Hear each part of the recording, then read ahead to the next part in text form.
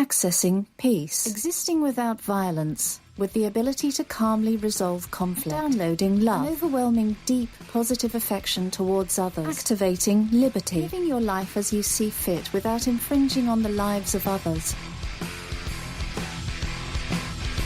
Welcome to Peace, Love, Liberty Radio, online at fppradio.com. I am your host, Darryl W. Perry, the Liberty Penguin, the Wombat, the uncut cocaine of libertarianism, and I'm here to answer your questions. That's right, it's Friday. That means I answer your questions. And I've got one that came in not necessarily in the traditional manner, and I'll explain. So early in the week, generally on Monday, I wind up posting across social medias. And yes, that's kind of a correct use because, you know, the way English is, if you take words from other languages, you can just add an S to make it plural. Social medium would also possibly be correct, although I forget if medium is singular and media might already be the plural, but I digress. So there's posts that go up on Facebook, on Twitter, with an Ask Me Anything. And those, I will accept questions that come in the comments of those posts, but those posts also direct you to the anonymous, if you want it to be, form on the website ama.fppradio.com. AMA as in Ask Me Anything.fppradio.com. And the reason I say it's anonymous, if you want it to be, is because, while, yes, you do have to provide a name and an email address, it doesn't have to be your name. It doesn't have to be your email address. It doesn't even have to be a real name or a real email address, just something that looks like a name and something that looks like an email address, and then you put the question, and then I will answer the questions on the show. But the question that I'm going to answer today is associated with an article that I posted on Facebook, on my personal profile, and I'm very selective of who I have as the contact on my personal profile, and I don't always share everything that I put on my personal profile. Doesn't go on the public page that's completely outwardly facing. But I shared an article about a teacher who lost 120 pounds, and the headline from Runner's World is, "This teacher lost 120 pounds. Now he races every week." And I will get into the article here, but the question is, how do you start running when you're overweight and out of shape? I struggle to even get started. Now, I want to share this article before I give my answer, because some of the advice that this teacher, Paul Ginocchio, gives, some of his advice is not necessarily the advice that I would give. But let's jump into this. And again, it's an interview style thing. So they have his name again, Paul Ginocchio or Ginocchio. I'm not sure if the G is soft or hard there. He's a teacher from Lynbrook, New York. Weighed 352 pounds, currently weighs 225. Question, how long have you been running? 22 years. 22 years, right. So this teacher, I'm just going to call him Paul because it doesn't really matter what his profession is. You know, like he could be a chef. Doesn't make any difference. But again, the headline mentions teacher, and some people are, teachers are, a special breed of person. And I'm not taking anything away from people that, go into the field of educating other people. I'm just saying, for the purpose of this article, it doesn't matter what his profession is. But Paul has been running for 22 years, says he runs 5 to 6 days a week. question about his routine. He says, I do 2 to 3 runs during the week, which could be anywhere from 5 to 9 miles. Also lift weights twice a week. On the weekends, I race and do long runs of 10 miles or more. And this somewhat sounds like my routine. Somewhat. I go to the gym 3 to 5 times a week, and then I run somewhere between 3 to 4. Every now and then, depending on, circumstance, I might only wind up running twice. Sometimes I run 3 times. Sometimes I run 4 times. And the mileage will vary from, 3 to the most recent run that I did was 10.7. And some of those are, warm-ups for particular races, or maybe on the Friday, or no, was it the Friday before the most recent half marathon that I ran, I wound up only doing about 3.2 miles. And, that for me, it was, I just want to do a light run. I don't want to overexert myself a couple days before this half marathon, 13.1 miles.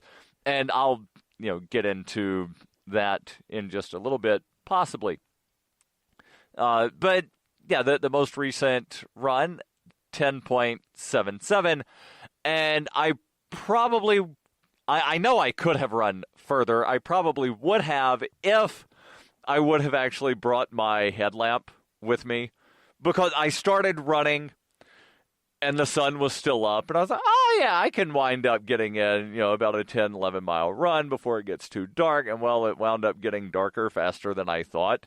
And where I was at the time, there weren't streetlights, so my pace considerably dropped off.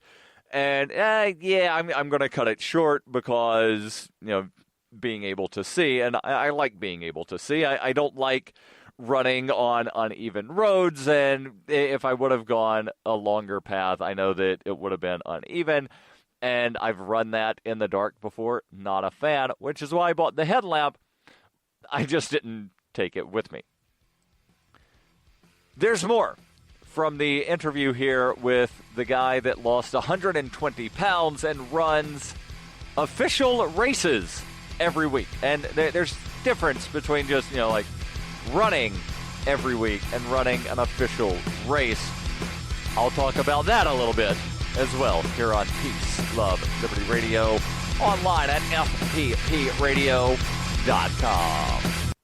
In 2115 New England, there are no borders, no states, and no regulations, yet never has a more peaceful and prosperous place existed. But Mr. Drake's security company has seen better days. Faced with the prospect of waning power, Mr. Drake intends to replace the anarchy of New England with a government. But at what cost? Will anybody care? And can anyone stop him? Anarchy in New England by Joe Jarvis is available from Amazon.com and all major bookstores.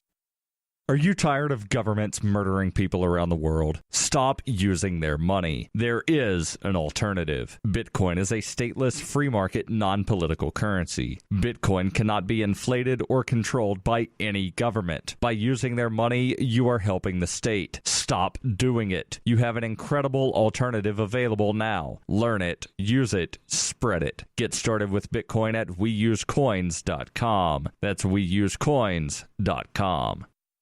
You're listening to Peace, Love, Liberty Radio, online at fppradio.com.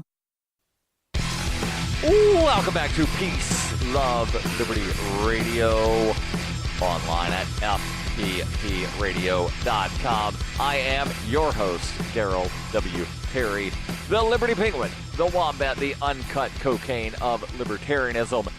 And we'll jump back into the interview here with Paul Ganocchio, the teacher that lost 120 pounds and runs races every weekend. And again, I'll talk about the difference between running a race and just running. Plus, there was the question that, yes, this is all tied into a question because it is the Ask Me Anything. The question is, how do you get started running when you're out of shape and overweight? But first, I want to make sure that I tell you about something that doesn't matter if you're out of shape, overweight, whatnot.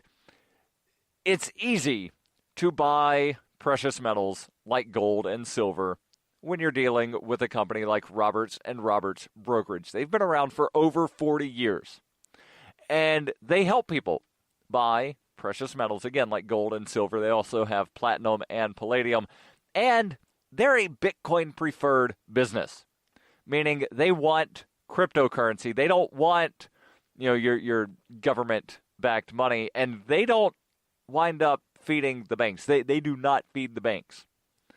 And to show that they're Bitcoin preferred, they've removed the minimum purchase amount for all orders paid in the digital currency. So pick up your phone and call Roberts & Roberts Brokerage for knowledgeable advice on buying and selling precious metals. So maybe you've got some gold and silver you want to liquidate. Call Roberts & Roberts Brokerage. Maybe you got some crypto you want to liquidate and turn into gold and silver. Call Roberts & Roberts Brokerage. 800-874-9760. That's 800-874-9760. Or maybe you don't want to talk to one of the wonderful people at Roberts & Roberts Brokerage, but you want to do business with them. Well, they've got a website. And you don't even have to put on pants or shorts. I almost rarely wear pants. But I can still, wind up associating with other people. Now, I do wear shorts most of the time, but, when I've got to look presentable, I will put on pants. I hate putting on pants. But again, you can stay in the comfort of your home, not talk to anybody. Go to rrbi.co. Get your hands on some gold, silver, platinum, palladium, and use your Bitcoin. And then there's no minimum purchase amount. rrbi.co. Back to the article from Runner's World, where they've interviewed a man who, this is no small feat here, losing 120 pounds. And I know because I've done it. And I right now at about 143.5 pounds lighter than when I started. And I fluctuate within a couple of pounds. I've been consistently below 175 for a couple of months now. And I have to say, I feel a lot better than I did 2.5 years ago when I was 317. But, again, getting back into the article here, and I will, intersplice my thoughts with his answers, and I promise I will answer the question of how do you get started running. So he's asked, and again, Paul Ganocchio, he's asked, how often do you race? He says, I race every week, sometimes 2 to 3 races. I complete races from 5Ks to marathons. He's done 5 full marathons, 10 halves. He says, I completed my first ultra marathon, a 50K, on October 1st, 2017. Also lifts weights twice a week and bowls in a league once a week. Now, I want to just sort of touch on the difference between running, just, like going out for, say, a 5 or 9 or 10 or 15 mile run, and running in a race. Because when you're running by yourself, you're generally just that, by yourself. Your pace isn't going to necessarily be as fast, and that's fine. Because, it's not all about, setting land speed records. But when you're in a race, because there is sort of that competitive spirit, if you will, involved in, competition, friendly competition, your speed's going to be a little faster. You're going to wind up, putting a little bit more energy. You can run a little further. You can, again, run a little faster. And for me, there's just something about, being out there running with other people, even though you're not necessarily communicating with the other people on the course. The fact that you're surrounded by other people all trying to accomplish the same goal, that there's just something, and it's really hard to describe, and I'm sure the Germans have a word for this because they've got a word for everything. but there's just this, indescribable feeling that if you felt it, you know exactly what I'm talking about. But continuing on here, he's asked, what's the most rewarding part of running? He says it's seeing the improvement each and every week. Of course, those endorphins after each run really keep me going and looking forward to the next run or the next race. And this is where I will pause and there's more to the interview, and I'll get back into that. But this is where I'll pause to answer the question of how do you get started running when you're overweight and out of shape? And my initial response was, well, I started running as I was losing weight and already getting into shape. And then there's further comment of, well, what I'm asking is, do you have a distance plan, a time plan for starting runners? The first part's always the hardest.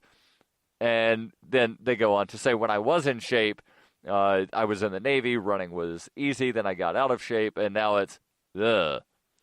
So for me, when I started running, and I'm actually, funny enough, I'm in the midst of writing about this, like a long form, not necessarily, it's not going to be a novel length sort of thing, but kind of a memoir of sorts of how I went from being very overweight to being fairly in shape and becoming a runner.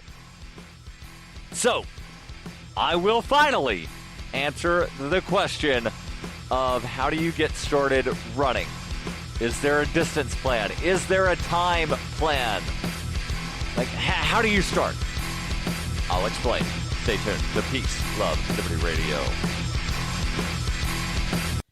It is the year 91,001 BCE. Witness humanity's origins in Hyperchronius, a classic role-playing game for Windows PCs, with a story like no other game before. A liberty-oriented experience that is not to be missed. Go to zog.ninja to get your copy of Hyperchronius today. Use the code FPP to get $1 off. Hyperchronius, zog.ninja, code FPP. You can support FPP Radio by joining the Fans program. Fans are friends, allies, and numerary supporters. Fans help FPP afford to produce more original content. You can join the Fans program for as little as $3 per month through Patreon and get perks like ad-free versions of FPP Radio News and Peace, Love, Liberty Radio. To learn more or to join the Fans program, visit fans.fppradio.com. That's FANS.fppradio.com. Hi, I'm Nick Hazelton from the Anarcho-Yakutalism podcast, and you're listening to Peace, Love, Liberty Radio.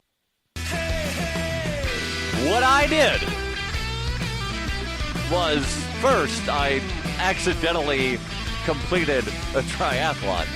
You might ask yourself, Darryl, how do you accidentally complete a triathlon? Like, that's not something that you accidentally do. Like, you accidentally run out of gas because you think that you've got more gas in the tank. And, I can make it 5 more miles, and then you only make it 2, and then the gas station's 3 more miles down the road. Like, that people can understand. But how do you accidentally run a triathlon? Well, the thing is, at the gym that I was going to at the time, the owner of the gym was French-Canadian. She had a bit of an accent. And I saw one day when I walked into the gym a shirt that had a peace sign, and then there was a swimming thing, and then a biking thing, and a running thing, all within the peace sign. And I was like, oh, so who's doing a triathlon? And what I thought she said was, oh, it's just a short one. We're going to do it on the roof. Oh, triathlon on the roof? Yeah, sign me up. What she actually said was, it's a short one, we're doing it as a group, meaning that there was a group of people from the gym that were all signing up to practice together and do this triathlon.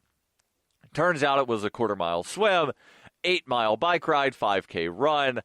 I was, at the time, I think I had lost about 40 pounds from when I started until, this sign me up for a triathlon thing.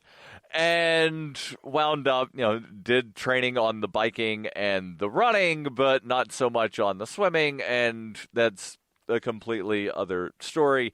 But after that, I was like, all right, well, I want to see, how far can I run? Can I run an actual mile? Because that 5K that I did in that triathlon, yeah, I walked about 90% of it. I think I ran kind of something like a run for about a 1/10 of a mile, maybe a 1/2 of a mile, and then just walk because I was exhausted. I was having a leg cramp, and then get around to like the last 1/4 mile, and then it was literally all downhill into the park to the finish line. And so I jogged something akin to a jog, like you could barely call it a jog, into the park, and then hear the people cheering, and I did, for me at the time, something akin to a sprint that for most people would be a jog, and cross the finish line. And after that, all right, let me see, can I run 1/2 a mile? Can I run a mile? There was no, I'm going to run a mile in 8 minutes. It was, can I do this? And then it became, can I run this a little faster? Can I run a little further? Now, for other people, maybe you want to do something of, can I run for 3 minutes nonstop? Can I run for 4 minutes nonstop? So, the point is the same of, see how far you can go before you stop and walk. And then the next time, well, can I go a little further? Can I go a little faster? Can I go a little further? Can I go a little faster? Can I go a little further? Can I go a little faster? At least that's for me. And, that's the advice that I would wind up giving. Now, there's some advice from Mr. Ginocchio here in the interview. Let me skip down where he's got some weight loss advice, and not to brush that aside, because it is very impressive. Anytime somebody loses a bunch of weight, it is very impressive. But he is asked the question of, what's your secret to your weight loss success? He says, throw out the scale. Also, don't focus on the foods you can't eat. Just don't overeat. Now, for me, personally, and this again, it's that differing styles, and you need to figure out what works for you. For me, having a spreadsheet that when I type in a weight, I get little green boxes or little red boxes or little white boxes. A white box means no change. A green box means I did good. A red box means I didn't do good. Red box is, I gained weight from the last day, the last week, month, 6-month period, etc. So for me, having that spreadsheet and stepping on the scale every day, that helped me. But I do agree here, don't focus on what you can't eat. So one of the hardest things for me was giving up bread and pasta. And instead of just saying, well, I'll have less bread and pasta, nope, I cut it out, but I didn't sit there thinking, oh, wow, what can I do as a replacement for bread and pasta?